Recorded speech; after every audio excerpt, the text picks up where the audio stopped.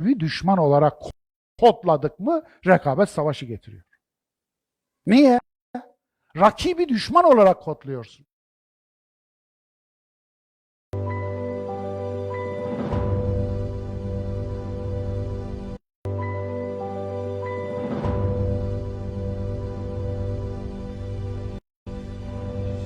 Değerli dostlar, hepinizi selamların en güzeliyle selamlıyorum. Hoş geldiniz, sefalar getirdiniz. Yine bir buluşmada daha beraberiz. Ribat yerine buluşma kullanalım demiştik geçenki ribatta. Efendim hem anlaşılsın, hem daha bilinir olsun, hem de kelimelerle kavga etmeyi, kelimeleri kavgamızda kurşun olarak kullanmayı bırakalım artık. Buna da alışalım. Onun için buluşma dedik ve buluştuk. Bugün ben ve biz. Konum bu. Ben ve biz. Allah'ım, dünyadaki tüm kavgaları topla bir araya iki kelimeyle izah et deseniz, ben ve biz. Ben ve biz aslında insanoğlunun iki kanadı. Biri derinliği, diğeri görünürlüğü. Biri insanoğlunun kişiliği, öbürü insanoğlunun kültürü. Ben ve biz. Bizi kültür yapar. Kültürü biz yapar. Beni ise insanoğlunun iç dünyası ve biyolojisi yapar. Ben ve bizin oluştuğu o çok çok uzun zaman dilimine girmeyeceğim.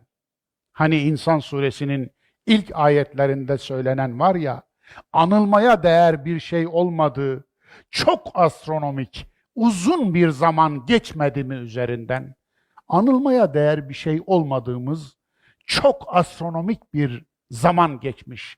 Hînun mineddehr. Geçmiş ve bugünlere gelmişiz. Ben ve biz gerçekten kavganın konusu mu olmalı? Ben ve biz üzerinden kötülük üretilir mi? Ben ve biz üzerinden iyilik üretilir mi? Üretilirse nasıl üretilir?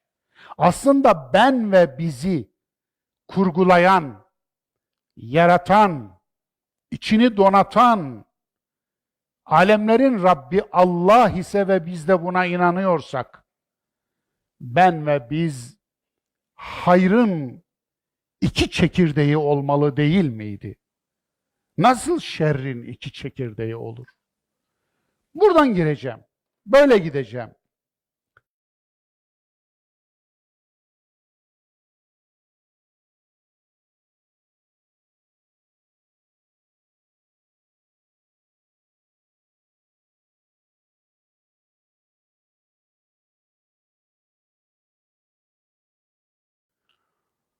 Ben demek şeytan işi mi? Anadolu'da böyle bir atasözü var. Böyle bir deyim var.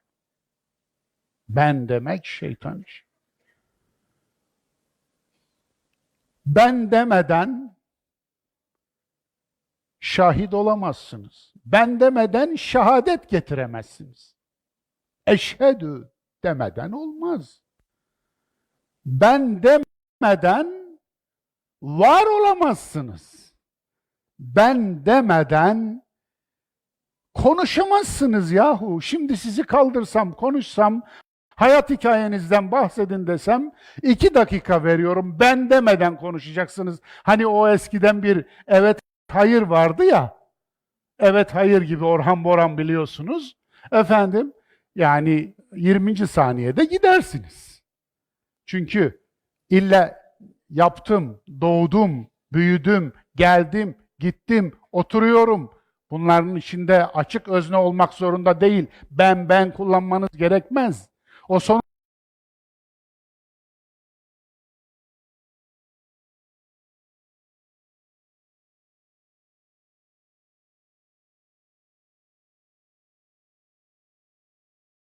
sonundaki M gizli özneyi verir zaten. Gittim, bitti, ben dedin.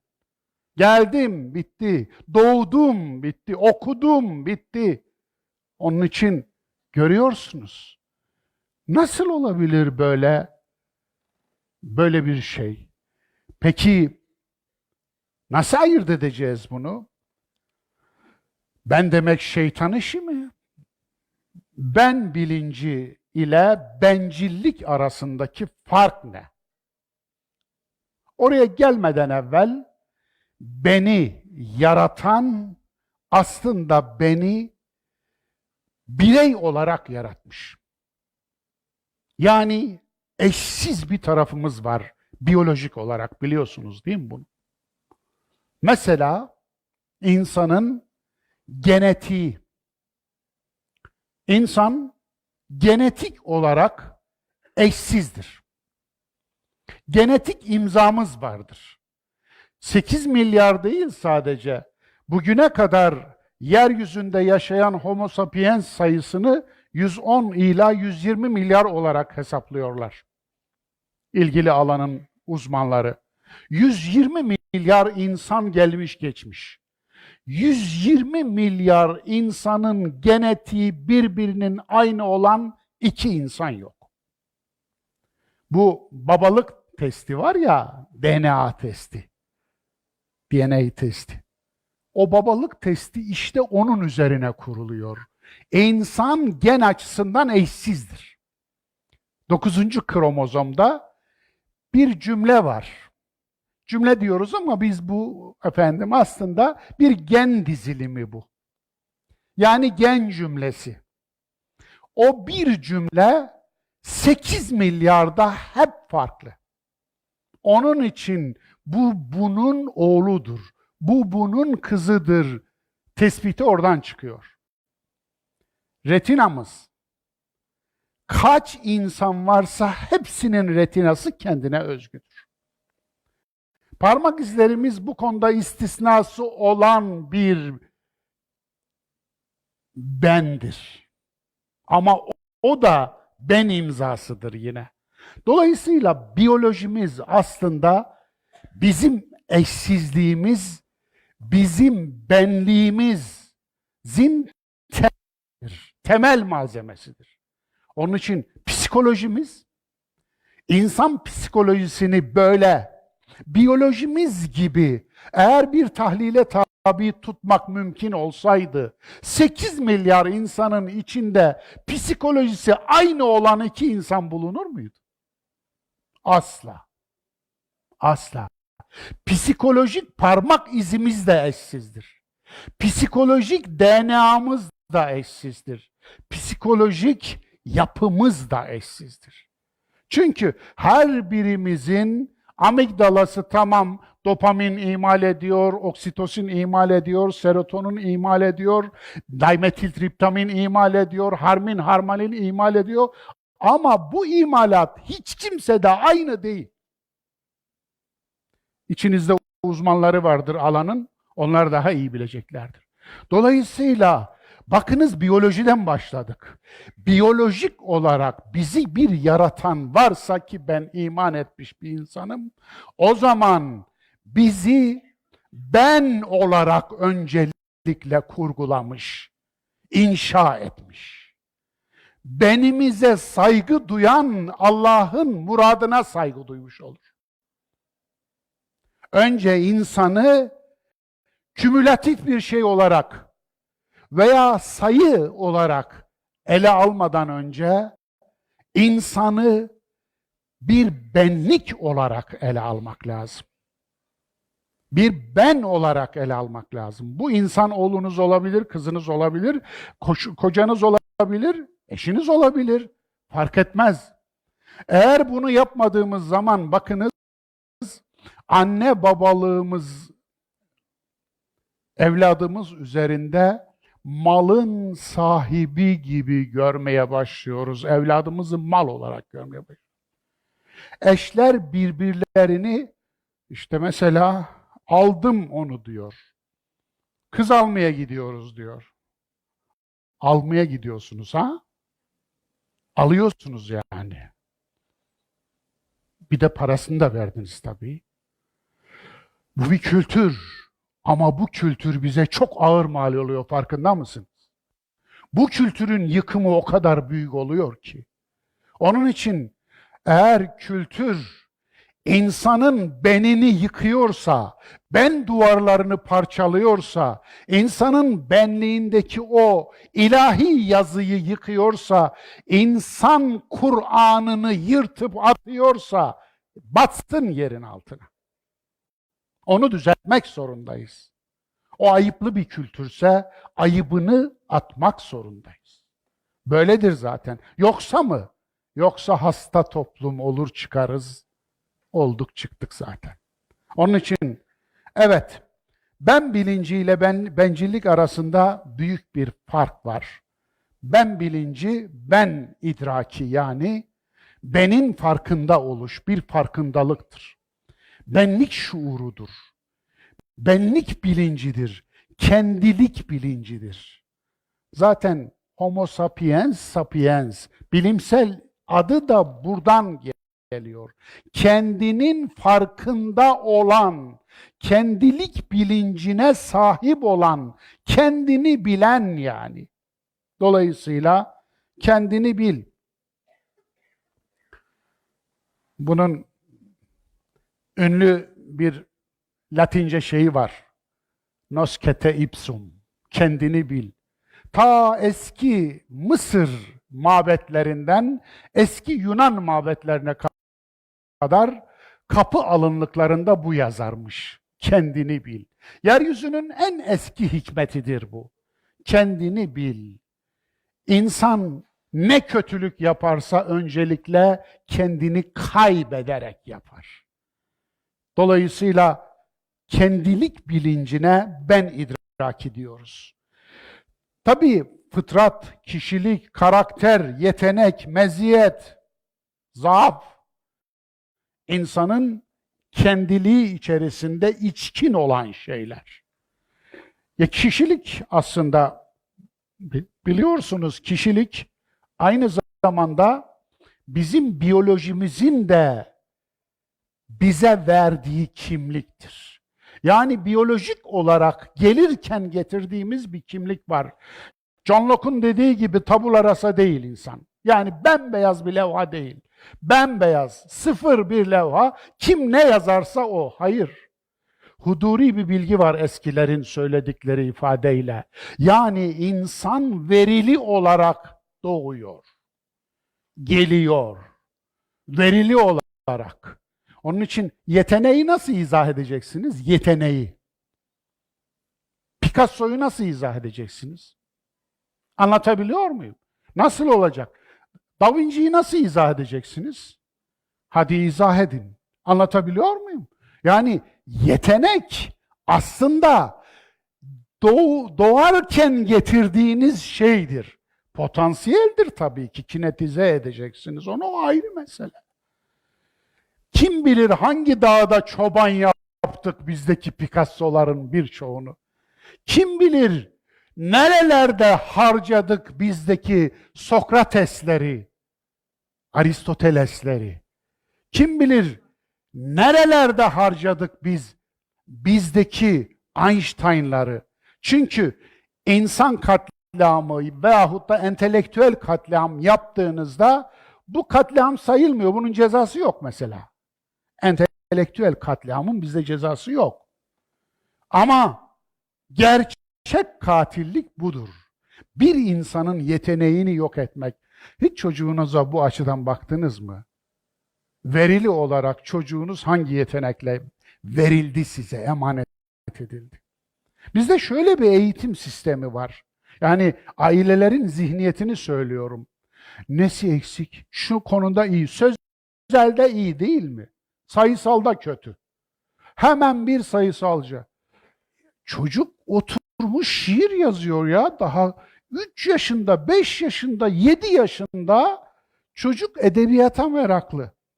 Veyahut da resme meraklı. Veyahut da müziğe meraklı. Efendim?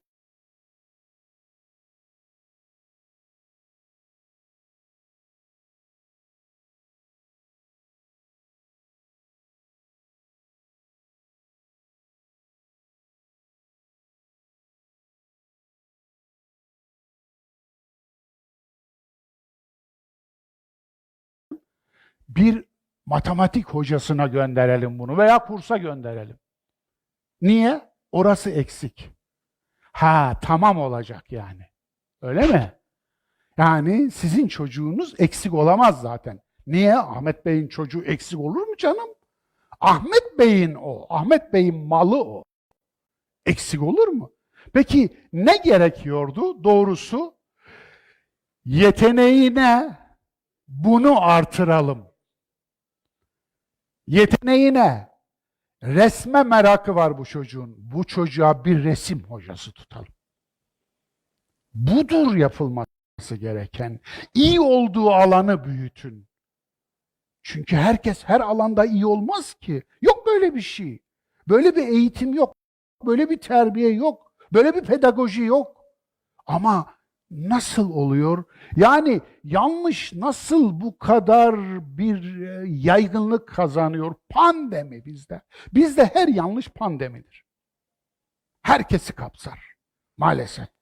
Evet, yalanın gerçeğe göre yayılma hızı 1'e 6'ymış biliyor musunuz? Yalan 6 kat gerçekten daha fazla yayılıyormuş.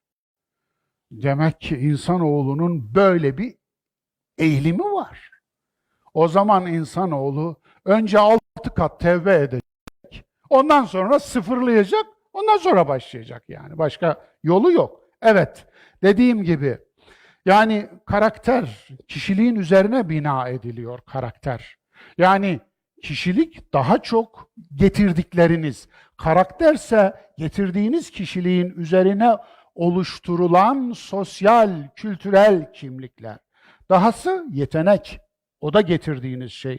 Meziyet ve rezilet veya zaaf. Dolayısıyla insanız, hepimizde bunlar var. Evet, ben bilinci yokluğu, yoksulluğu, noksanlığı nasıl tanınır? Ben olmamışlık. Sevad-ı Azam diye bir kelime duydunuz mu? Hocalarım bilirler. Sevad-ı Azam. Hocam, bir daha alayım hocam. Duydunuz mu? Aynen o doğru tercüme hocam. Büyük karaltı. Sevad-ı Azam. Allah'ım. Biliyor musunuz böyle kitapların olduğunu? Sevad-ı Azam başlığıyla yazılmış kitaplar var tarihimizde.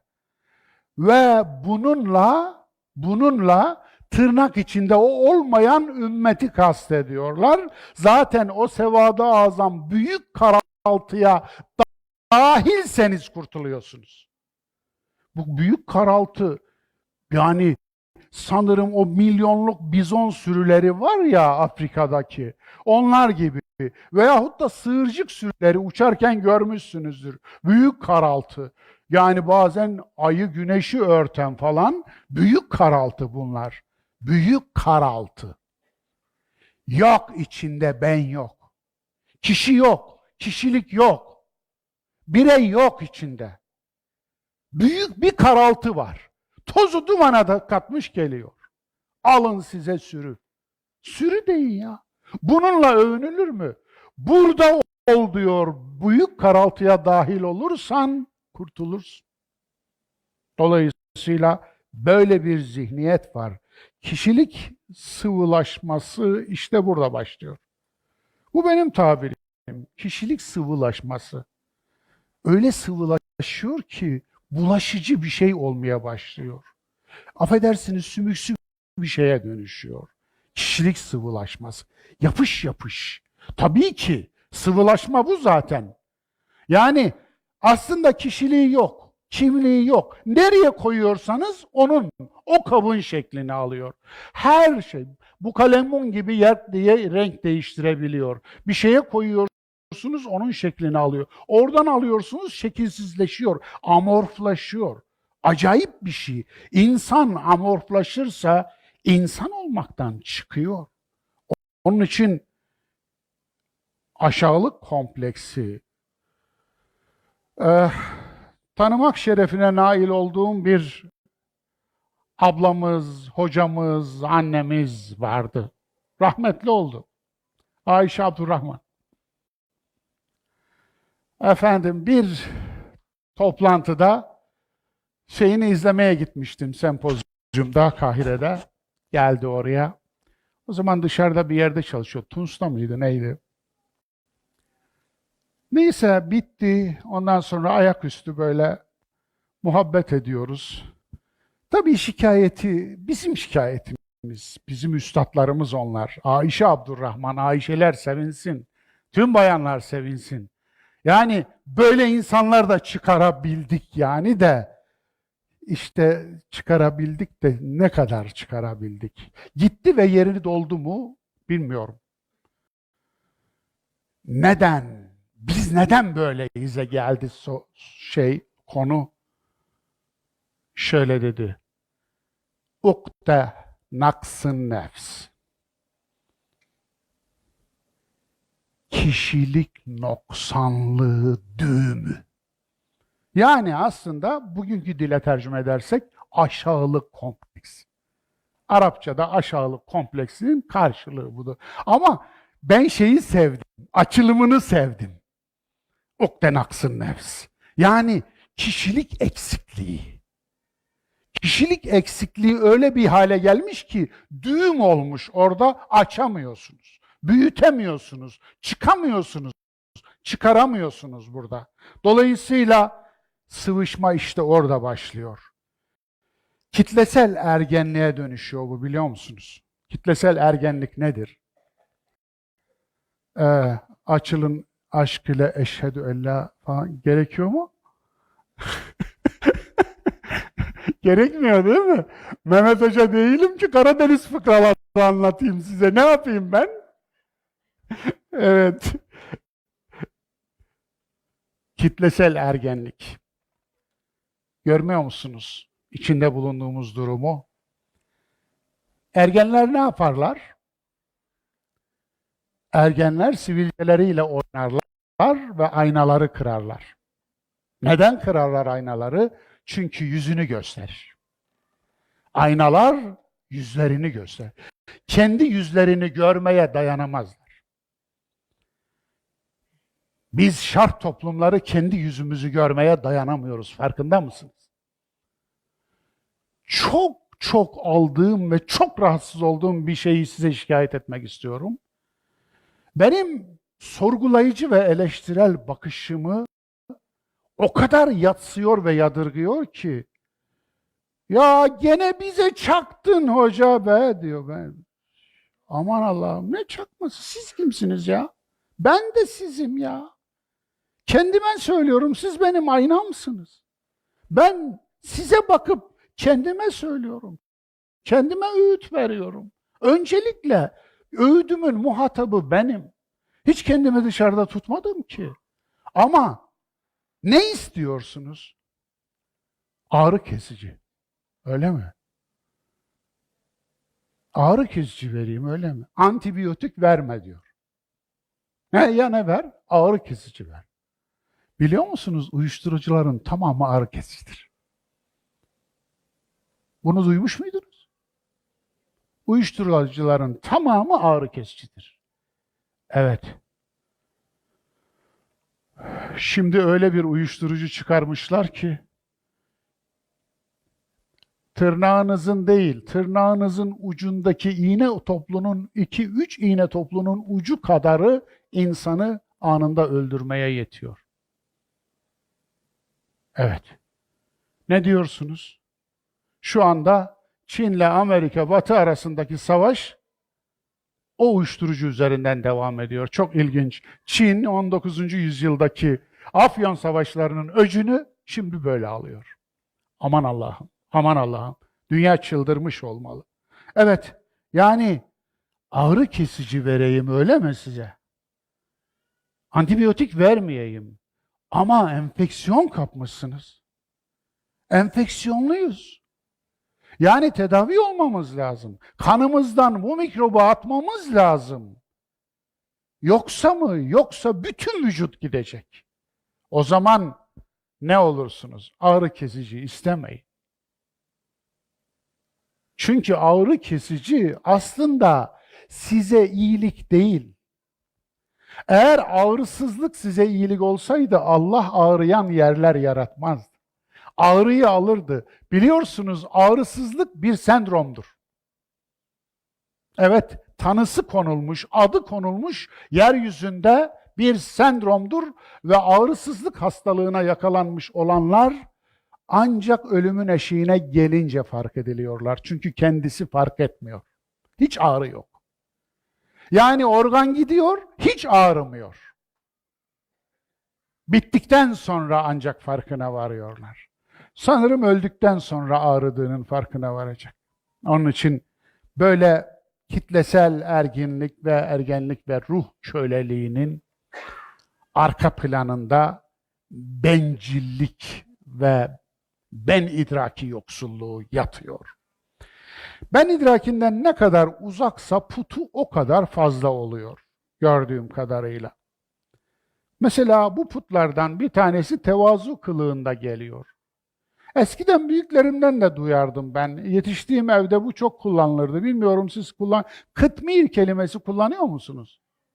Biliyorsunuz. Kıtmir. Köpek demek. Bu köpeğin bir özelliği var. Ashab-ı Kehf'in köpeğiymiş.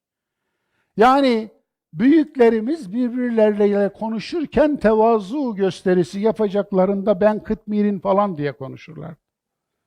Ya insanlıktan ne gördünüz? Allah'ım. Anlatabiliyor muyum? Niye Kıtmir'in?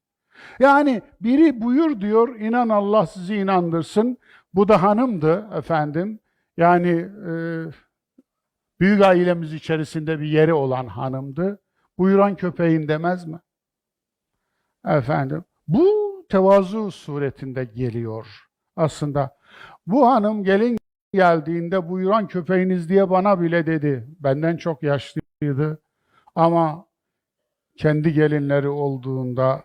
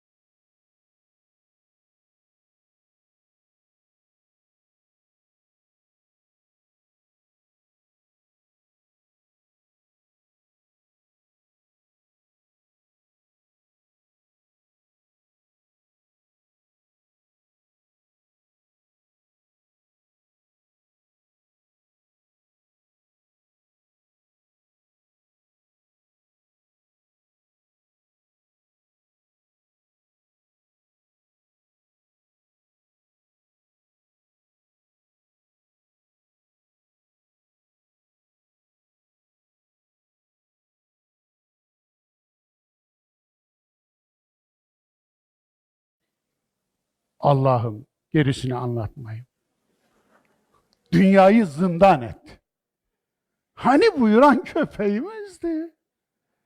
Yani yapmayalım böyle. Tabii burada aslında kişilik bozulması, kişilik bozulması, yarılanma oluyor yani. Sanki nükleer element gibi kişilikte yarılanma oluyor. Kişilik azalıyor, bozuluyor böylece. Evet. Sosyal putlar, aile, kutsalınıza mı dokundum yoksa? Ben inanıyorum ki beni anlarsınız. Bakınız, Kur'an'ın amaçlarından biri de kutsalı en aza indirmektir. Bu çok önemlidir bakınız. Kutsal ne kadar çoğalırsa ruhban sınıfının zulmü o kadar artar. Kutsal ne kadar azalırsa insanoğlunun aklının önündeki özgürlük, insanoğlunun önündeki özgürlük o kadar artar. Yani insanoğluna Allah'ın verdiği kişilik o kadar gelişir. Kimlik o kadar gelişir. Şahsiyet o kadar gelişir.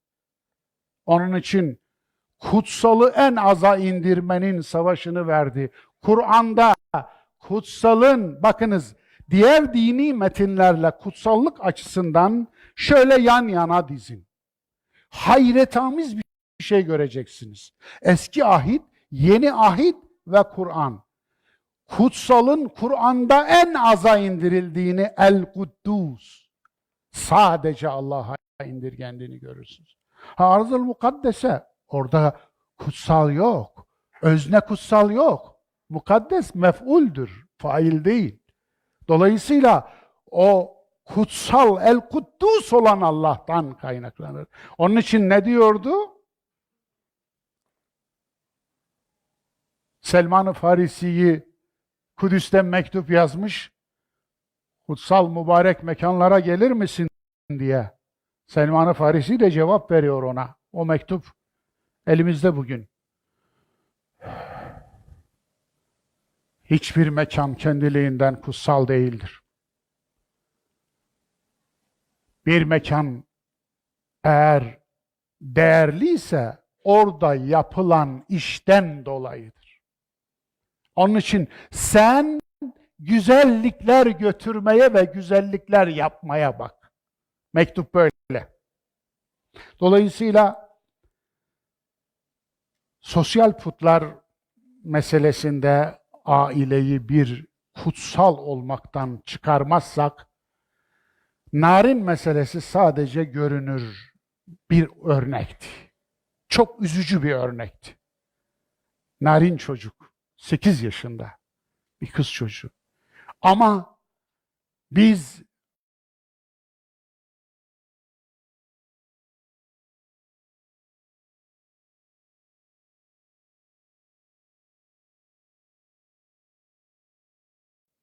kutsallığı bir koruma zırhı olarak, bir kamuflaj olarak gördüğümüzde nereyi kutsallaştırdık? Orada halının altı pislik doludur.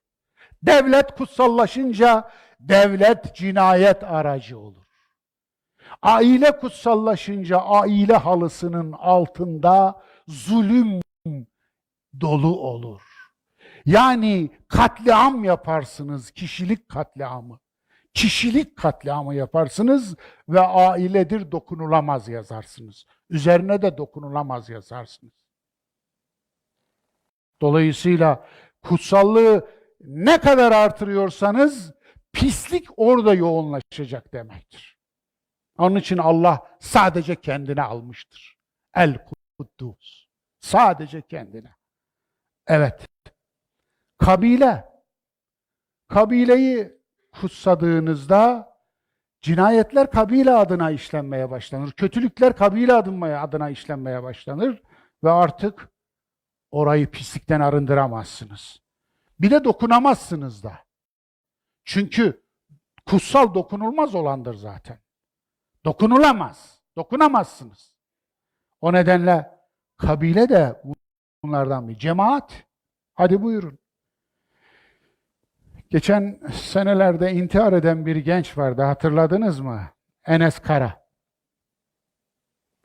Bir video bırakmış, canlı bir video ve ondan sonra hayatına son vermişti bu delikanlı. Ve bu delikanlı bir yapı, bir cemaat içinde yetişmişti. Bunlar bize gelenler. Bize gelen bu kadaraysa bize gelmeyeni kaçla çarpmanız gerektiğini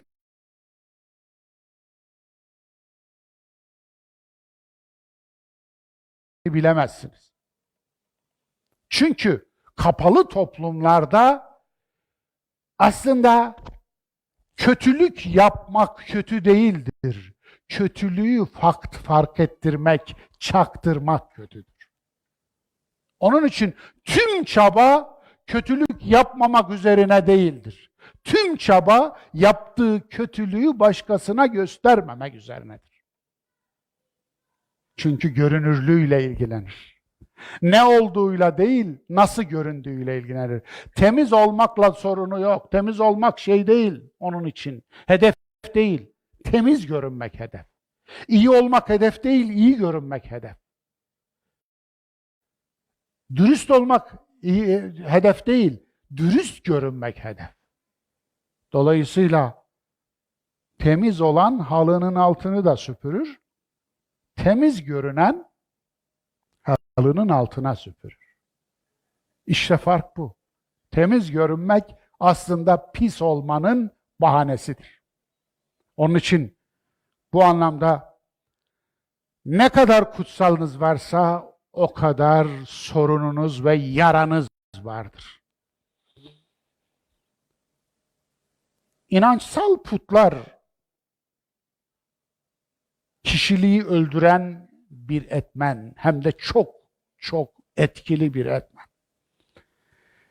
Mezhep, meşrep, inanç ve dahası bunlar kişiliği ezen bir şeye dönüştüğünde artık orada kişilik kalmıyor, şahsiyet kalmıyor. Mesela bakıyorsunuz bir inanç grubu, bu bir dini grupta olabilir. Bir dini gruba mensup olduğunuzda artık sizi siz yapan hiçbir değeri bırakmıyorlar sizde. Sizi asitin içine düşmüş bir nesne gibi eritiyorlar. Sizi asitin içine düşmüş bir nesne gibi eriten herhangi bir grup, adı ne olursa olsun, din, cemaat, mezhep, tarikat, parti, ideoloji, şu bu, ne derseniz deyin, asit gibi eriten bir toplumun içine düşmüşseniz, paketin üzerinde ne yazarsa yazsın, İslam yazsın, din yazsın, şu yazsın, bu yazsın, oradan çekin ve kaçın. Euzu billahi mineşşeytanirracim deyin ve kaçın. Niye? Çünkü sizi eritecekler. Sizi yok edecekler. Siz yok olduktan sonra artık sizin bir şeyiniz olmaz ki. Yok olanın dini olmaz ki.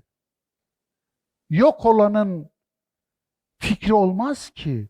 Yok olanın hiçbir şey olmaz. Siz yoksunuz.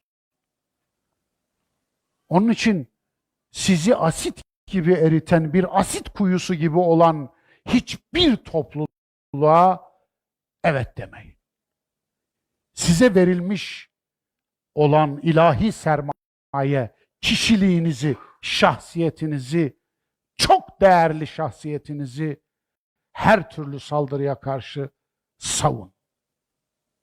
Ancak onun üzerine bir şey koyabilirsiniz. Ancak onu büyütebilirsiniz. Ancak cennetinizi, o şahsiyet tohumunu büyüterek geliştirebilirsiniz. Yani cennetinizi siz şahsiyet tohumunuzu sulayarak bir ormana dönüştürebilirsiniz. Bir bahçeye dönüştürebilirsiniz. O yoksa yok. O şahsiyet tohumunu çürütürseniz bir daha beklemeyin öyle bir şey. Su dökseniz çamur olur. Büyüyecek bir şey yoktur. Tohumu çürüttünüz. Evet. Siyasal putlar aynısı. Lider putu, parti putu, ideoloji putu vesaire vesaire aynısı. Benliksiz birimler. Kişiliksiz, şahsiyetsiz, haysiyetsiz tipoloji. Neden? Peki neden? Neden iyilik önderleri genellikle aile ve kabile desteğinden yoksul insanlar arasından çıkar, hiç düşündünüz mü? Verelim mi hemen örnekler? Nuh, kendi kavminin saldırısına uğradı biliyorsunuz. Yani içimizde en aşağı ayak takımının etrafını aldığını görüyoruz diyorlardı. İbrahim, kendi bizinin hedefi olmuştu İbrahim. Kendi bizinin. Bu bizin içinde babası da vardı. Ailesi de vardı. Kendi kavmi vardı. Kendi toplumu vardı ve İbrahim bizi tarafından ötekileştirilmiş, şeytanlaştırılmış, deccallaştırılmıştı. Farkında mısınız? İnni zâhibun ila rabbi. Ben Rabbime gidiyorum. Evet. İnni muhacirun ilallah. Ben Allah'a muhacirim. Dolayısıyla öyleydi. Yani bizden ayrılarak, bizden Allah bildiği gibi yapsın diyerek kopup giden bir insandı.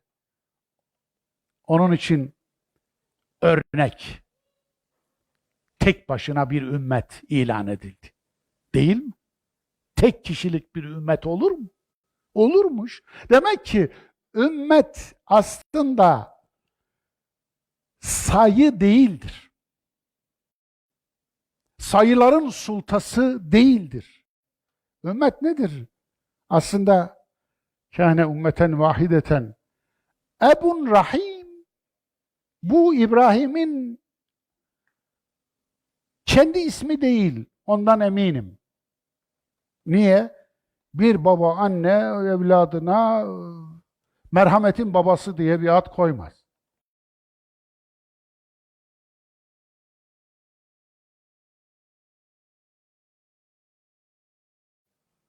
Dolayısıyla merhametin babası.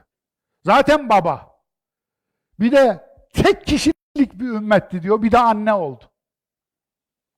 Hem anne hem baba. Merhametin anası. Anlatabiliyor muyum? Niye öyle? Anne. Anne. Erkekler anne olabilir mi? Olabilir ya. Ricalün nisa olur kadınlar da. Erkekler anne olamaz mı? Kadınların ricali de vardır. Dolayısıyla yani yiğidi. Ben ricali bir cinsiyet kelimesi ifadesi olarak almıyorum Kur'an'daki bazı ayetlerde. Yani biz peygamberleri sadece ricalden gönderdikteki rical bence cinsiyet ifade etmez. Yiğitlik ifade eder. Asiye yiğitti. Var mı itiraz olan? Efendim? Eder ama Eş'ari etmez. Eş'ari'nin nadir sevdiğim şeylerinden biri 6 tane kadın peygamber sayar. Hocam maşallah efendim benim eksiğimi tamamlasın diye göndermiş Allah. Efendim. Eyvallah. Ya evet Eş'ari 6 tane kadın peygamber sayar. Doğru mu hocam? Ne sakıncası var? Hocam sakıncası var mı? Allah aşkına ya. Yakışmaz mı ya? Vallahi yakışır. Ya Allah Allah. Onun için yani Eş'ari ile kavgalıyım. Kusura bakmasın. Ciddi kavgalıyım hem de. Ya Kur'an varken ayrıca akaid mi lazım Allah aşkına ya? O kelamdır. Kelamdır senin akaid dediğin. 51 maddelik Eş'ari akaidi yazmış, oturmuş. Anlatabiliyor muyum? Yani neyse. Kavgamızı buraya taşımayalım. Şeyinizi bozmayayım, fiyakanızı. Ama Eş'ari'nin bu görüşüne canı gönülden katılıyorum. Efendim, 6 tane peygamber sayan Kur'an'dan görüşüne. Evet. Dolayısıyla İbrahim örnekti. Niye örnek? Çünkü bizi asit olacaktı. Biz asidinin içinde kendini erittirmedi. O asidin içine girmeyi reddetti. Biz asidinin içinde olmak yerine ben olmayı tercih etti. Ben bilinciyle ayrıldı ve kendi yolunu yaptı. Kendi bizini yaptı. Onun için selam olsun. Evet. Lut, ne diyordu Lut? Adıyla anılan surenin sanırım 80. ayet olacak. Keşke sırtımı dayayacak bir sütunum olsaydı diyordu. Evet. Ruknun şedid. Sırtımı. O kadar kendisini yalnız hissetmiş ki. O kadar yalnız hissetmez mi? Düşünün. Aynı yastığa baş koyduğu hanımı Lut'u reddediyor. Lut'un iyilik çağrısını reddediyor. Ve kötüleri tercih ediyor. Hani o arkasına bakma dedik, arkasına bir karısı baktı, ondan sonra da yandı, bitti, kül oldu falan. Alakası yok. Mecazdır bunlar, mecaz. Arkana bakmak ne ifade eder mecazen? Gözü arkada kalmayı ifade eder. Ya, iyi talebe böyle olur. Eyvallah. Gözü arkada kaldı. Yani Lut'un karısının gözü arkada kaldı. Onun için de ne oldu? Madem gözün gönlün arkada kaldı, sen de arkada kal oldu. Onun için Lut keşke bir desteğim olsaydı diyor. Belki bu da onun zaafıydı. Peygamberler insandır, zaafları olabilir. Ama bu manada keşke sırtımı dayayacak bir rüknüm, bir desteğim olsaydı. Rabbin var ya, yetmez mi? Yani onun üzerinden bize söyleniyor efendim, bize hatırlatıyor. Onun için aslında Allah'ın varlığına delil istiyorlar da benim öyle delillerim falan yok. Kusura bak. Yani Şaban Ali Hoca kelamcı. Şimdi benim kelam yok, tamam yapmayacağım. Yapmayacağım. Ama ben şunu diyorum. Ben onun varlığına delili yokluğunun oluşturduğu boşluğun büyüklüğünden anlatabilirim.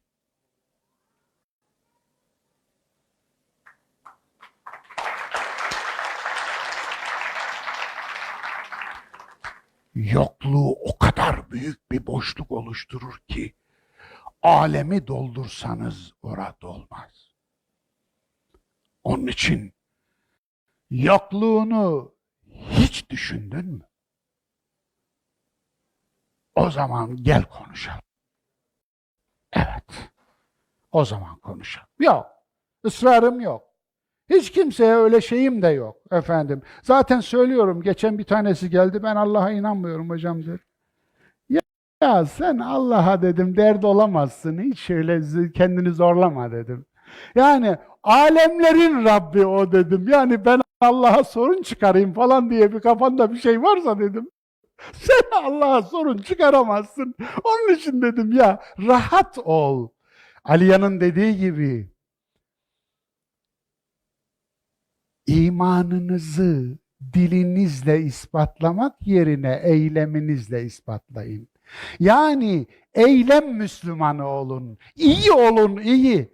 İyilikle ispatlayın diyor. Yani iyilikle ispatlayın kendinizi. Dininizi söylemeyin, iyiliğinizi ortaya koyun. Ne demiştim? Kişinin dini mi, işinin dini mi? İşinin dini. Kişinin. El-yevme nahtimu ala efvahim. Ağızlarını kapatırız, bize elleri konuşur, ayakları tanıklık yapar. Şedap diyor. Var mı itiraz olan? Kes çeneni, kapat çeneni. Niye? Yani bana bir şey mi ispat etmeye çalışıyorsun? Yani şah damarından yakın olana bir şey mi ispat etmeye çalışıyorsun? Yok, hiç gerek yok. İyi davran. İyi ol. İyi ol, ne olduğunu söylemene gerek yok. Dünyanın tüm iyileri kardeştir. Tüm kötüleri de kardeştir. Onun için innemel mu'minune ihvetun ayetini öyle açıklamıştım, hatırlıyor musunuz? Siz hiç Müslümanlar tarihinde, İslam tarihi demiyorum, Müslümanlar tarihinde, Müslümanların tek pare her bir müminin bir diğerini sevdiği bir dilim gördünüz mü? Yok böyle bir şey. Yok böyle bir şey. Böyle bir dilim yok. Müslümanlar bakınız, Şia'ya desen Sünniler cennete girsin mi? Yok. Sünnilere desen Şia cennete girsin mi? Yok. Sufilere desen Selefiler cennete girsin mi? Yok. Selefilere desen Sufiler cennete girsin mi? Yok. Yani Allah cennetin anahtarını herhangi birine versin, vallahi kabilesinden başkasını koymazdı oraya. Dolayısıyla gördüğünüz gibi yani onun için peki nedir, nasıl anlayacağız? İnnemel mu'minune ihvetun. Yani burada efendim müminler ancak kardeştirler. Bir önerme var yani. Mantık olarak önerme. Yani sadakallahül azim diyeceğiz. Allah doğru söyledi de ama tarih bunu vermiyor. Tarih doğrulamıyor. O zaman biz yanlış anlıyoruz. Bir daha düşünelim. Mümin aslında güvenilir, güvenen ve güvenilen insan demektir. İman kavramı bir akide, yani belief dedikleri ecnebilerin bir akide, bir inanç kavramı değildir. İman kavramı bir ahlak kavramıdır. Dolayısıyla dünyanın güvenen ve güvenilen tüm insanları kardeştirler. O zaman rahatlıyorsunuz. Ya bizim Hasan'a kız veriyorsunuz, pişman oluyorsunuz. Kız alıyorsunuz, pişman oluyorsunuz. Bizim Hasan'a mal satıyorsunuz, pişman oluyorsunuz. Mal alıyorsunuz, pişman oluyorsunuz. Bizim Hasan söz veriyor, yine pişman oluyorsunuz. Ama Hans ensesine silah dayıyorsunuz, yalan söyletemiyorsunuz. Verdiği sözü yediremiyorsunuz. Ve şunu diyorsunuz ister istemez. Ya Rabbi nasıl olacak bu iş? Şimdi bizim Hasan kafadan cennetlik. Hans da kafadan cehennemlik. İçinize de yatmıyor. Yatmaması lazım zaten. Bu işte bir yanlışlık yok mu? Olmaz mı? Böyle değil. Demek ki böyle değil. Böyle değil tabii. Evet. Ah. Musa kendi biziyle savaşmadı mı Musa? Kendi biziyle. İsrail oğullarıydı Musa'nın baş belası. Düşünün. Onun için İsrail oğulları ne diyordu? İçimizdeki beyinsizler yüzünden bizi helak eder misin Allah'ım? Şimdi bu içimizdeki biz, kendi biziyle savaştı Musa. Bir ömür. Zaten o savaşla da öldü. Tih çölünde, sahrasında 40 yıl döndü ve gitti. Belki kahırla gitti. Heraklitos, ey Efesoslular, zenginliğiniz hiç eksilmesin ki belanızı bulasınız. Pa! Hemşerime bak, canım benim, Heraklitos. Krallık sırası kendine gelmişti. Zaten bir kraliyet ailesindendi. Efes'te reddetti. Reddetti. Müthiş. Öyle bir red sahnesi var ki uzamasın diye. Tıpkı yani hakikati yerine koyalım. Efendim George Washington için de öyle bir şey, bir anekdot var. Öyle rivayet falan değil. Belgeleri var çünkü. Biliyorsunuz George Washington Amerika'nın kurucu babası. Savaşın başkomutanı bir general.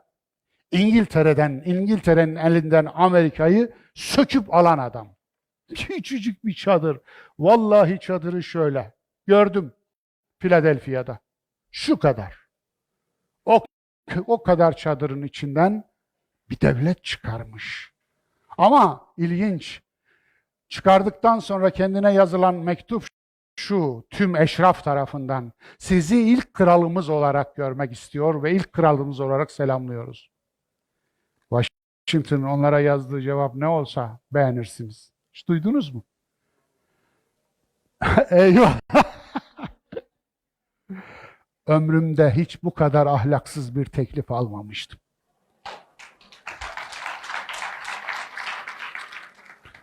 Nasıl? Ya, görüyorsunuz değil mi?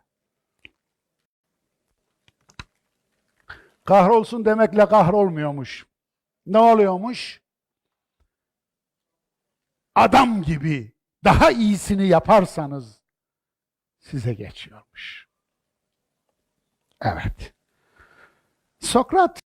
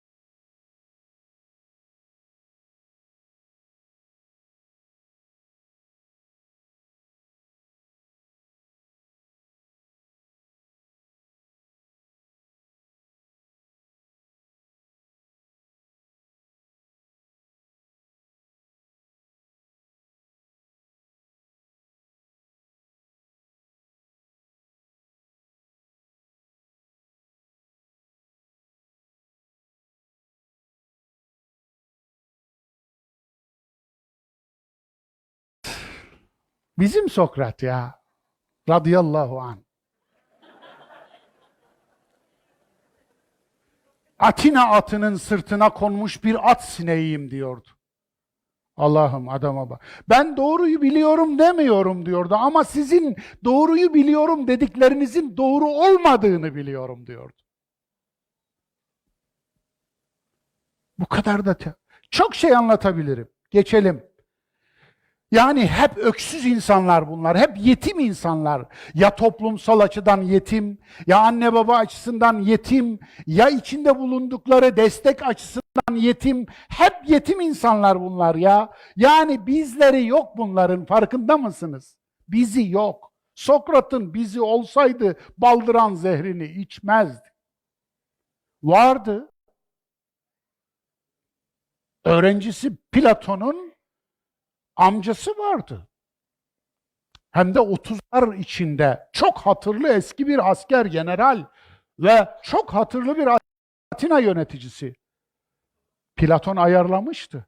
Bu gece kaçalım, seni kaçıracağız. Hayır diyordu. Hayır dedi. Bizine yaslanmadı. Farkında mısınız? Bizine yaslanmadı. İsa kendi bize en büyük düşmanıydı İsa'nın ya. İsa biliyorsunuz Yahudi kavmine mensup bir bireydir. İsa Yahudi kavmine mensup bir bireydir. Nebi. Peki kendi bizi onu öldürmeye kalktı. Onu yok etmeye kalktı. Onun en büyük düşmanı Pilatus değildi. Roma yönetimi değildi Kudüs'teki. Onun en büyük düşmanı Kudüs'teki Yahudi yönetimiydi. Düşünsenize kendi biziydi yani. Muhammed Nebi. Kendi bizi can düşmanıydı, daha ne söyleyeyim, biliyorsunuz hayatım. Kendi bizi canına kastetti. Yani başına ödül koyanlar dışarıdan mı geldiler? Hepsi oradaydı. Hepsi oradaydı. Öz amcası. Eğer eline güç geçseydi yeğeninin kellesini alırdı yani. Ne diyelim? Özledik de yarım öz. İmam-ı Azam çok ilginç. O da kendi bizi tarafından ötekileştirildi ve öldürüldü. Düşün, bir yönetim ki İmam Ebu Hanife fetva vermeye ehil bir alim, allame gördüğü için onun fetvasına sığınmak istiyor. Bu bir değer bilirlik mi, kadir bilirlik mi, bir şey var, paradoks var yani ortada. Ebu Cafer Mansur Abbasi 2. halifesi ama adam istediğini alamadı. İbn Hubeyre'ye öyle diyordu, vasıt değil beni başkadı olarak atamak bu şehre, Vasıt Mescidi'nin kapılarını say desen onu da saymam diyor. Adama bakar mısınız? Adama bakar mısınız? Niye? Çünkü yaptıkları zulümleri onların fetvalarıyla aklayacaklardı. Yıkayacaklardı. Buna gelmedi. Kendi gelmedi de Ebu Yusuf koşa koşa gitti. Ne diyelim yani şimdi? Evet. Son sözünü biliyor musunuz Ebu Hanif'in? Müthiş son sözü vefatından önce zehirlendi biliyorsunuz. Efendim Mekki ve Kerderi'nin muhteşem bir İmam-ı Azam biyografisi var. Beni gasp edilmemiş bir toprağa gömün. Evet, beni gasp edilmemiş bir toprağa gömün. O toprakları gasp edilmiş olarak. Yani eğer zalimse ki halife yani namaz kıldırıyor adam. Bırak kılmayı namaz kıldırıyor yani. Halife kıldırıyor zaten başkentte. Ama beni gasp edilmemiş bir toprağa gömün diyor. Bireysizlik şarkı ne hale getirdi? Ne kadar vaktim var?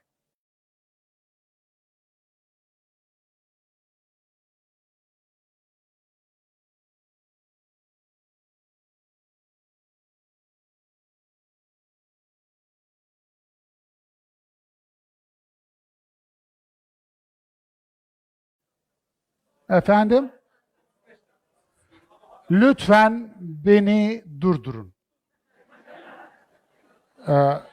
Samimi söylüyorum. Hakkınıza geçmek istemiyorum. Sözün şehvetine yenilmek istemiyorum. Ben frenimi kaybedersem siz bana fren olun. Evet. Estağfurullah. Bireysizlik şarkı ne hale getirdi? Birey yokluğu çekiyoruz, bakınız. Peki şahsiyet dediniz hocam, bireyden daha büyük bir şey değil mi? Önce birey olsun, sonra şahsiyet olsun. Anlatabiliyor muyum? Önce bir birey olsun. Yani ben idrakine varsın, ben bilinci gelişsin. Kendilik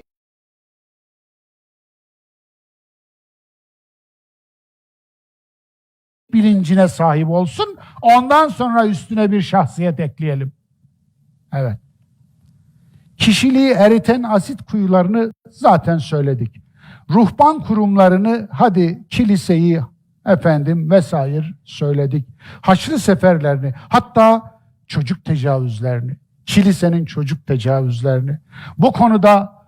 Bu konuda yapılan filmler buradan aya yol olur ya, yol olur. Spotlight'ı izleyen var mı aranızda?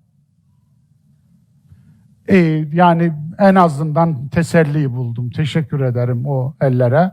Spotlight. Bakınız söylüyorum ki izleyesiniz. Şunu söyleyeyim. Bu memlekette bir ensest raporu yayınlandı.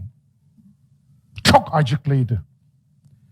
İnsanın içi dışına çıkıyordu ama ben okudum. Aranızda okuyan hiç kimse var mı? Bilmiyorsunuz ki. Evet, doğru, haklısınız. Niye? Niye? Ergeniz demiştim ya, ergeniz. Bizi gösteren aynalara vurup kırıyoruz. Kendi karnemizi görmeye dayanamıyoruz. Kendi yüzümüzü görmeye dayanamıyoruz. Onun için de hiç adam gibi tevbe etmedik. Toplumsal bir tevbemiz olmadı. Çünkü kendi yüzümüzü görmeye henüz daha sabredemiyoruz. Evet. Biz bir spotlight çekebilir miyiz peki bu halimizle? Çekemeyiz. Evet. Aha deneyimi yaşamıştım. Bunu anlatmazsam içim rahat etmez. Anlatırsam da rahat etmez. Ne yapayım? Anlatayım da mı öleyim, anlatmayayım da mı? Anlatayım da öleyim. Söylemezsem ölürüm. Yaradır çünkü. Bu yarayı. Bir aha deneyimi yaşadım ben. Aha deneyimini bilirsiniz değil mi? Aha! Ararsınız. Buluruz, evreka. Anlatabiliyor muyum? Evreka deneyimi bu. Dolayısıyla aha dersiniz. Ben bir aha deneyimi. Bir gün haber izliyorum. Vilayetini söylemeyeyim. O vilayetli arkadaşlar varsa şey yapmasınlar. Bir vilayette bir olay olmuş. Amca yeğenine kötü fiil icra etmiş. Yeğenine, öz yeğenine. Çocuk. Çocuk da yani öyle, yani çok küçük değil efendim. Mahkemeden çıkılıyor. Dede orada dönüyor mağdur torununa, senin bilmem neyin bizim ailenin şerefinden daha mı değerli diyor.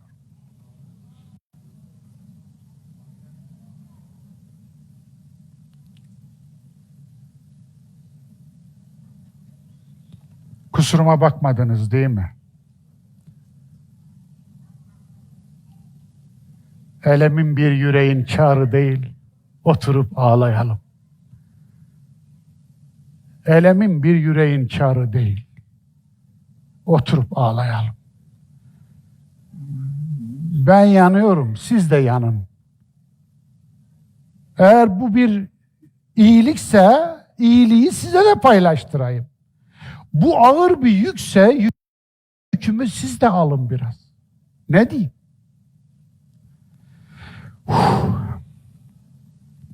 Biz üzerine, bizim sınırları bir ve takvada dayanışın. Evet. Teavenu alel birri ve takva ve la teavenu alel ismi vel udvan. Kötülük ve günahta Değil, yardımlaşmayın, dayanışmayın. Ben bunun üzerine laf söylersem ayıp olur ya bu mübarek ayete. O kadar açık ki tefsirle yani vuzuha karıştırmayın. Olur mu? Vuzuha karıştırmayın çünkü yorumunu yaptıkça sulanır. Onun için burada bırakayım. Yani net, açık. Evet, iyilik ve yardımlaşmada dayanışın, kötülük ve günahta dayanışmayın. Bitti. Sınır bu. Yine bizim sınırı. Nisa 105'in sebebi nüzulü olur bu. Nedir bizim sınırı? Şöyle bir şey. Bir sahabi var, Übeyrik oğullarından Ebu Teme. Bu bir zırh çalıyor, getiriyor, çaldığı zırhı Yahudi bir rehinciye rehin veriyor. Emanet ediyor. Zırh aranıyor, daha önce un çuvalının içine girdiği için zırha bulaşmış unları takip ederek zırhı buluyorlar ki Yahudi rehincinin dükkanında çıkıyor. Gel bakalım Yahudi. Yahudi geliyor. Bu ne? Resulullah mahkemenin hakimi. Medine mahkemesinin hakimi. Bu ne? Ey Muhammed, onu bana Ebu Teme getirdi. Ebu Teme gel buraya. Bak ben ne diyor? Ya Resulallah. O Yahudi mi? Yahudi. Peki ben Müslüman mıyım? Müslümanım. Bir Müslümanın lafına değil de bir Yahudinin lafına mı bakıyorsun?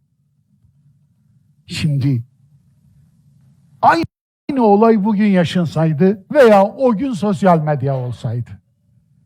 Bir yer değiştirelim. O gün sosyal medya. Allah Resulü bu olay üzerine tam Ebu Tü'me'ye yapacakken ayet وَلَا تَكُنْ لِلْخَائِنِينَ خَصِيمًا. Sakın hainlere arka çıkma ayeti. Şimdi Yahudi biz mi? Değil. Yahudi biz değil, öteki. Tırnak içinde. Müslümanın ötekisi şeytandır. Müslümanın ötekisi kötülüktür. İnsan öteki olmaz.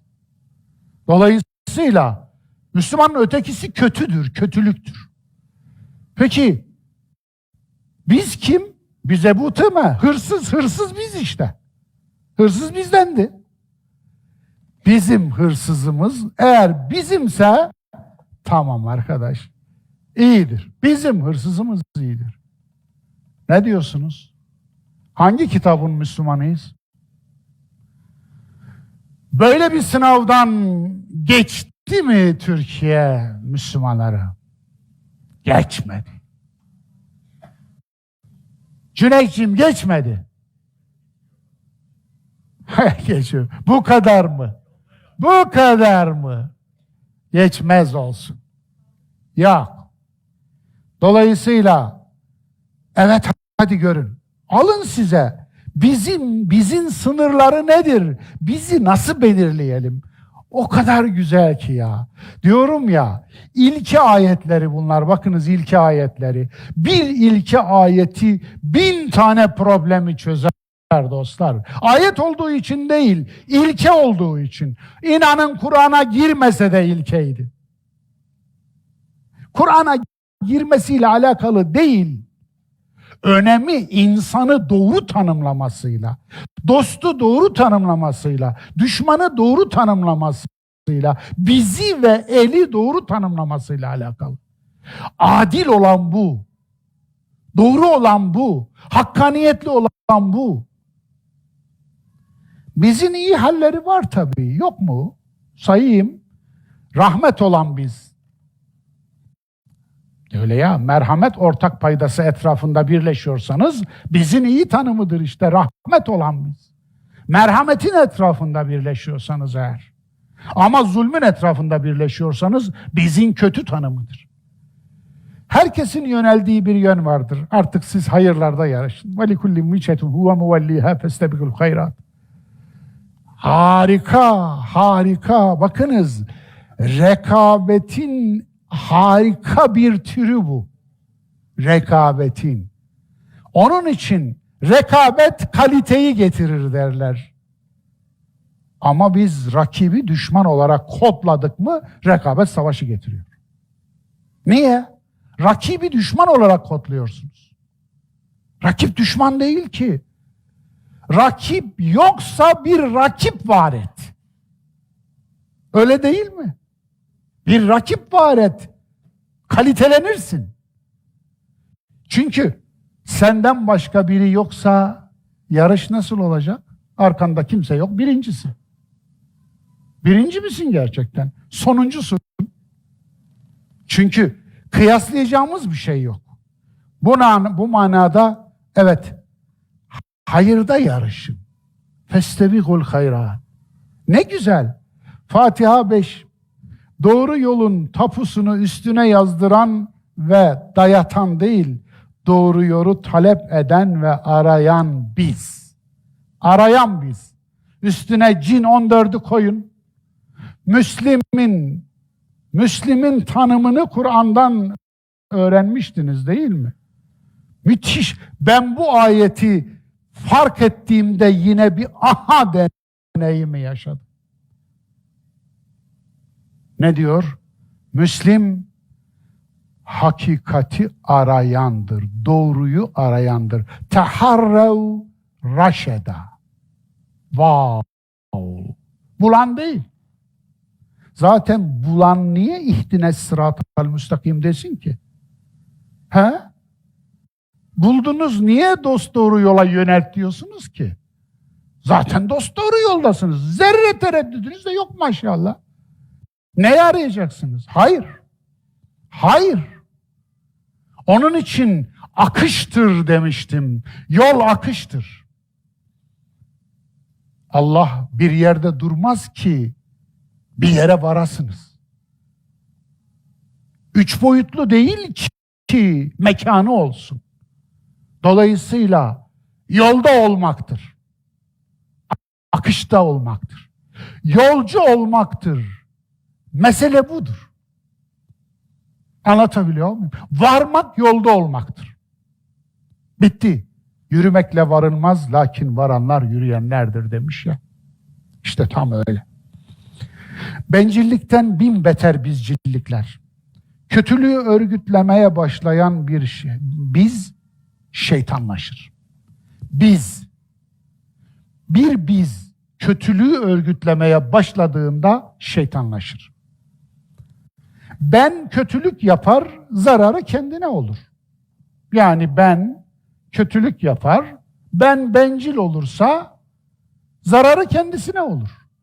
Ama bencilliği biz yaparsa, bencillik biz adına yapılırsa o zaman asabiyet olur. Asabiyet. Yani şeytanın yolu olur. İşte o zaman tutamazsın, şeytan olur. O bizim ürettiği şeytan olur. Dolayısıyla fakat kötülüğü biz yapınca böyle örgütlü kötülük oluyor. Kötülük örgütsüz yapılınca korkmayın ondan. Bireyin özgürlüğü bireyseldir. Zararı da kendisinedir. Cirmi kadar yer yakar. Ama kötülük örgütlü kötülüğe dönüşürse ondan korkun. Ondan korkun. Farabi ne diyordu? Vay be, vay be. Vay adamım benim be. Biliyorsunuz Farabi garip bir adamdır. Müthiş bir adamdır. Gerçekten müthiş. Yani beni tasdik edecektir hocam. Farabi'nin cins kafalılığına. Efendim.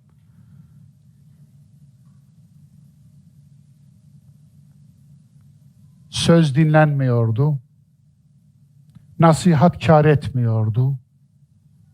Hiç kimse hiç kimsenin yüzüne bakmıyordu. Ve iyilik yok olmuştu. Ben de şahsiyetimi korumak için kendi uzletime çekildim diyor. Olurmuş. Demek ki böyle.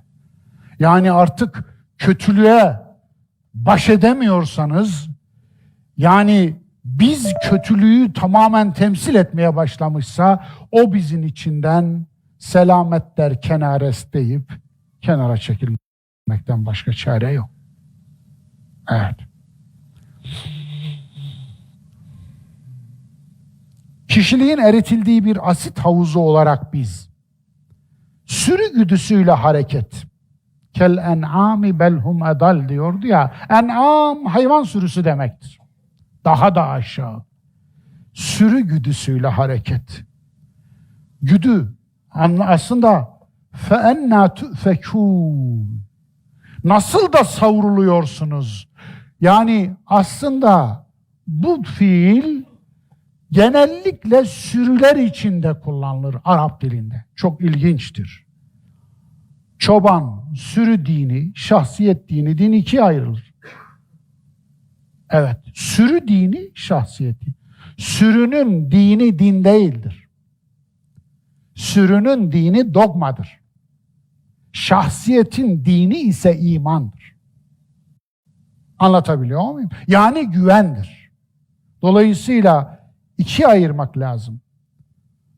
Ya inanın şaşırmışımdır.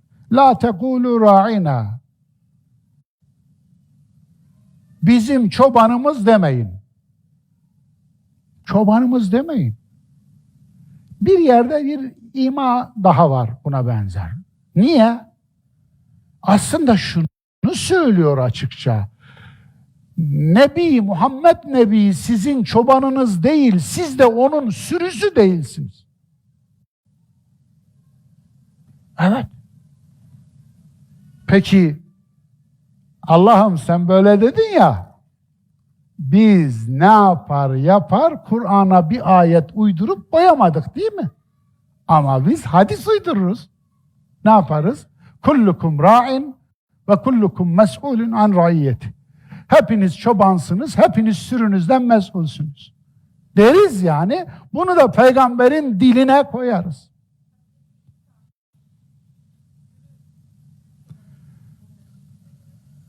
İnciller öyle yazıyordu dersek daha doğru olur. Yani Matta'nın, Luka'nın, Yuhanna'nın, Markos'un İncilleri diyelim, öyle olsun. Ve belki İsa'nın etrafındakiler gerçekten sürüydü. Belki Allah Resulü insanlık aklının en olgun döneminde geldi. Onun için son nebi oldu. Artık liderlik, artık rehberlik kişilerde değil, ondan sonra ilkelerdedir. İşte tam rehberliğin kişilerden ilkelere geçtiği, nübüvvetin son halkası olan Muhammed Nebi'de de artık yeter sürülük ya. Peygamber çoban değil, siz de sürü değilsiniz dedi. Böylesi daha güzel değil mi? Eyvallah. İbrahim neden örnektir? Onu söyledik. Kişilik katili çobanları ele almak lazım. Muaviye ne diyordu hatırlarsınız? Git Ali'ye de ki Muaviye'nin dişi deveyi erkek deveden ayıramayan 10.000 adamı varmış. Görüyorsunuz değil mi? Bununla yani cehaletle övünen bir adamla adam mı dedim geri alıyorum. Bir şeyle karşı karşıyayız. Evet. Peygamberin hırkasını 30.000 dirheme almıştı. Kâb bin Züheyr'in ailesinden. Muaviye'yi emirliği gasp ettiğinde sırtına bu hırkayı giydi ve Şam'da halkın huzuruna çıkarak biatı o hırkayla aldı. Çok ilginç. Yani bu her zaman geçerli olan bir şeymiş demek ki. Yani halka satın alacağı bir sahte kutsal ver. Sahte kutsal ver, halkın iradesine ipotek edersin. Bu. Salazar'da değil mi? Ben 3F ile milleti uyuttum diyordu. Evet. Futbol, Fado, Fatima. Futbolu biliyoruz. Fato aslında yerel müzik. efendim, Endülüs'ten kalma onların hareketli bir müziği var ya, o. Fatima ne? Fatıma, o F'nin biri o. Aslında Portekiz'de bir Fatima köyü var. Duymuşsunuzdur. Kitabı da yazıldı. Bu Fatima köyünde 3 çocuk yolda giderken Meryem'in kendilerine göründüğünü söylediler. Bunun üzerine papalığın bir düzeniydi, mizanseniydi. Sonradan da kısmen ortaya çıktı. Papalık Fatima köyünü hac mahalli ilan etti. Şaban Ali Hocam doğru mu efendim? Şaban Ali Hocam bu işin efendim uzmanıdır. Efendim, evet. Fatima köyünü hac mahalli ilan etti. Tüm dünyayı oraya yönlendirdi. Salazar da buna çanak tuttu, bunun ekmeğini yedi. Nasıl buldunuz? Evet. Fatıma nereden geliyor? Haklı bir soru, güzel bir soru. Efendim, bura Endülüs'ün bir parçası. Dolayısıyla şu andaki İspanya'da Fatıma köy ve kasabaları çok. Ben İspanya'da da gördüğüm için söylüyorum. Evet. Başka bir şey mi sordunuz? O ayrı. O yok. O ayrı. O Fatıma ile alakası yok. Bu Allah Resulü'nün güzel kızı, bizim annemiz Fatıma ile ilgili. Fakat Fatıma'nın eli diye efendim Alevi meşrep vatandaşlarımızın çok efendim sevdiği, itibar ettiği, evlerinde de bulundurduğu bu şeyin arka planı çok çok eskiye gidiyor Anadolu inançlarında. Bu kadar diyeyim. Kırmadan nasıl söyleyeceğimi bilemedim. Kusura bakmayın. Eyvallah. Tamam. Evet. Biz paganlığının putları sayı, rakam, güç, ideoloji, mezhep, meşrep, din. Sayıya tapmak. Evet. Kem min fiyetin galiletin galebet fiyeten kethireten biiznillah. Biliyorsunuz Bakara'da. Nice kaliteli, orada tırnak içinde, affedersiniz, parantez içinde açılım olarak söylüyorum. Nice kaliteli az sayıda topluluk vardır ki kalitesiz çok topluluğa galip gelmiştir diyor. Kalite üzerine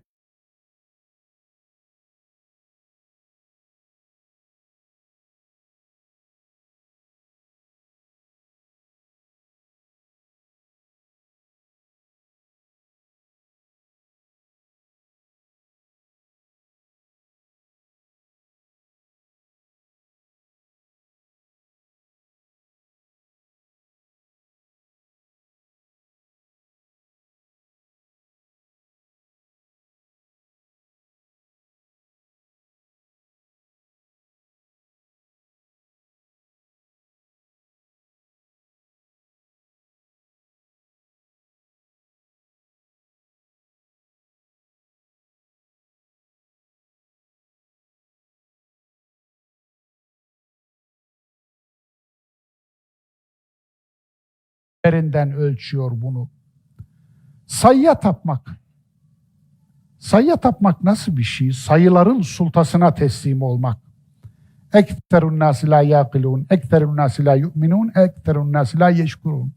İnsanların çoğu Kur'an'da hiç övülmez, hep yerilir. Ne diyorsunuz buna? Eğer sen insanların çoğuna uyacak olsaydın onlar seni yoldan çıkarırlardı. Buyurun, ne diyorsunuz buna? فَاَنَّا تُؤْفَكُونَ. Eyvallah.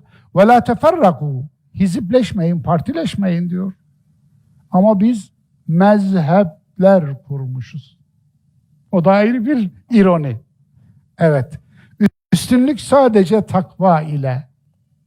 Bu böyle. Onun için yani kişilik ve şahsiyeti eğer büyütelim diyorsanız, yani bizi büyütmek yerine kişilik ve şahsiyeti büyütelim. Şahsiyetlerin oluşturduğu biz zaten şahsiyetlerden oluşacağı için zaten büyüktür. Öyle değil mi? İçi boşsa eğer, şahsiyet yoksa, çukurlara doluşturduğu kalabalıklardan, sayılardan ibaretse ne kadar olduğunun ne değeri var ki? Ne önemi var ki? Alın, bugün bile öyle değil mi? Dünyadaki Yahudi nüfusunun 16 milyon olduğunu biliyorsunuz değil mi? Müslüman nüfusunun da 1 milyar 700 milyon olduğunu biliyorsunuz değil mi? Hadi bir hesap daha yapın o zaman. Gidin yapın. Yani hadi, hurra, yallah, Yahudiler falan böyle bir şey diyen yok yani. Evet. Antisemitizm de ırkçılıktır. Yahudileşme temayülünü sırf bunun için yazdım. Lanetli kavim yoktur, lanetli zihniyet vardır demek için yazdım. Dolayısıyla geçiyoruz. Bencilleşmeden ben nasıl olunur? Evet tamam, hep eleştirdin Allah'ın Mustafa kulu da ne yapalım? Oraya geldik. Bitiriyorum. 1. Varoluşunu sorgulayarak bencilleşmeden ben olunur. Varoluşu sorgulay. Ben niçin varım? Bunlar varlık soruları. Nereden geliyorum? Nereye gidiyorum? Neden var oldum? Varlık amacım nedir? Ben orijinal bir varlığım. İnsanlık içerisinde eşsiz bir boyutum var. O zaman benim için Tanrı'nın yazdığı bir proje var. Bu proje ne olabilir ki? Murat Hoffman'la Avrupa'da, özellikle Almanya'da üniversitelerde konferanslarımız oldu. Biliyorsunuz Alman bir eski diplomattır, büyükelçidir efendim. Müslüman olma hikayesini kendisine anlattırdım da büyükelçi olmadan evvel bir Amerika gezisine çıkmış, Kuzey Amerika gezisi. Gezi sırasında büyük bir kaza geçirmiş, 19 kemiği kırılmış, 3 aydan fazla komada yatmış. Gözümü açtığımda doktorum başucumdaydı diyor. Dedi ki diyor, Sayın Hoffman, Tanrı'nın seninle ilgili bir projesi varmış galiba dedi. Anladım ki diyor, umut kesmişler. Yani hayata dönmez. Çünkü kırılan kemiklerden biri de bel, ana omurga. Peki ne zaman projesi olduğunu anladınız dedim. Cezayir Büyükelçisiydim, Cezayir Savaşı olduğunda. Yani Fransa Cezayir'i işgal ettiğinde.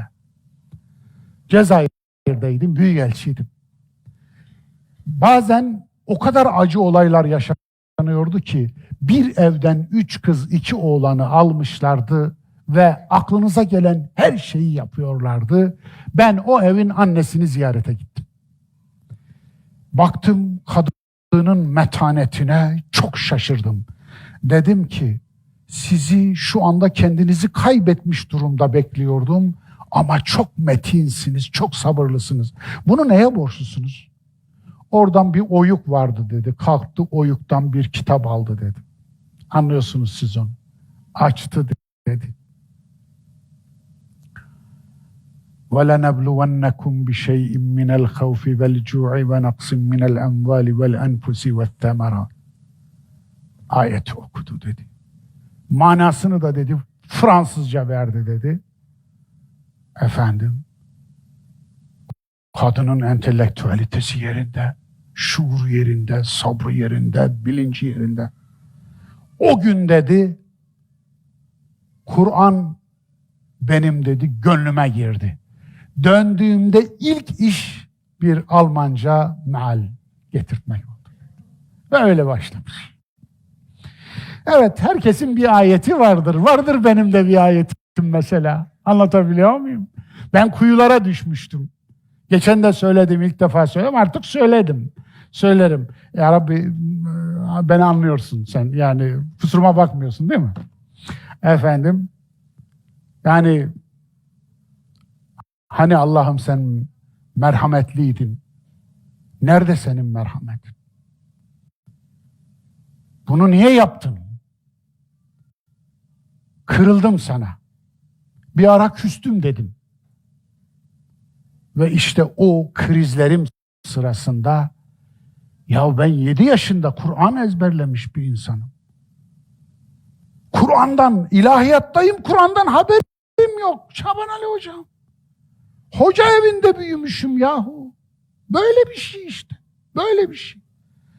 O gün Yaşar Kaplan Bey merhum aylık dergi çıkarıyor. Aylık dergi, ismi Aylık Dergi, aynı zamanda edebiyat dergisi. İçinde simsiyah bold yazılarla karşılıklı 2 sayfa ilk defa ciddi manada Kur'an'ın bir manası olduğunu gördüm. Vakıa suresinin orada meali var. Okudum, kendi zihnimden şeyi okuyorum, metni okuyorum, oradan da mealini okuyorum. Hani şu çocukça bir şey var ya, ya Kur'an'da ne kadar bilgili bir kitap, Allah da ne çok şey biliyor falan, çocukça bir şey bu. Aman neler varmış. Sabah ezanı okunuyordu.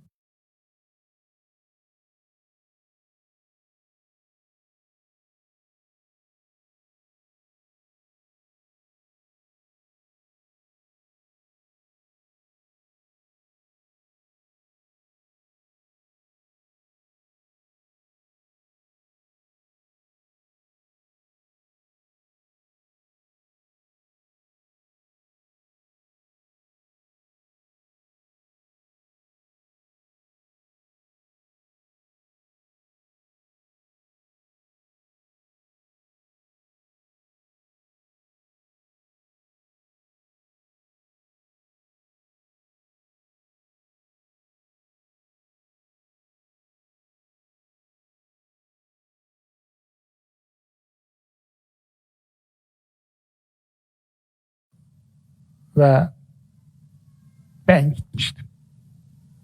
Dolayısıyla herkesin bir hikayesi var ya. Benim de böyle bir hikayem var ama kuyulara düştüm. Kuyulara düştüm. Yani kervan ayet şeklinde gelmişti. Elimden tuttu. Onun için bana Tanrı'nın varlığına dair bir belge, bilgi vesaire isteyenlere diyorum ki onu ben yaşadım. Benim elimden tuttu. Ben sana bunu nasıl anlatayım ki? Yani ancak şunu diyebilirim. Sen de bir gün kuyulara düşersen senin de elinden tutabilir. Onun için eğer tutarsa o zaman beni anlarsın. Yoksa böyle bir şey yok. Hani sen Tanrı'yı üzemezsin hemşerim yani. Yani Tanrı için derdi olamazsın yani. Öyle şey efendim Ebu Hayyan et-Tevhidi El-İmta vel-Muanese diye harika bir eseri var da El-İnsan muşkiletul insan. İnsan insanın sorunudur der. Bu da şu bağlamda kullanır. İnsan Allah için sorun oluşturamaz bağlamında. Ya, İnsan Allah için sorun olamaz ya. Olabilir mi? Onun için ben ateist arkadaşlar geldiği zaman hiç kendini zorlama diyorum. Allah'a yük olamazsın yani. Allah'a sorun çıkaramazsın. Yani ne olacak sen de ateist olsan? Alemlerin Rabbi o ya. Alemlerin Rabbi. Onun için sıtkınız dar olmasın. Yüreğinizi darlaştırmayın. Yani yüreğinizi daraltmayın. Harika. Tamam hocam. Kitabın 2 kanatlı amacı. Evet. Ömür boyu evet. Kibir ve ön yargıdan arınarak ben idrakine ulaşabilirsin. Nasıl? Ömür boyu ara, öğren, değiş, geliş ilkesine uy. Hiçbir zaman bir şeyci olmayarak ben idrakine ulaşabilirsin. Bir şeyci olmayın arkadaşlar. Hatta Kur'ancı bile olmayın. Olmaz mı? Allahçı olmayın mesela. İslamcı olmayın mesela. Dinci olmayın mesela. Yani öbürlerini zaten olmayın efendim. Yani Allahçı olmadıktan sonra insan ne olur ki? Neci olur? Hiçbir şeyci olmayın. Çünkü bir şeyci olduğunuz zaman onun satışını yapmaya başlar. Sattığınız sizin değildir, alanındır.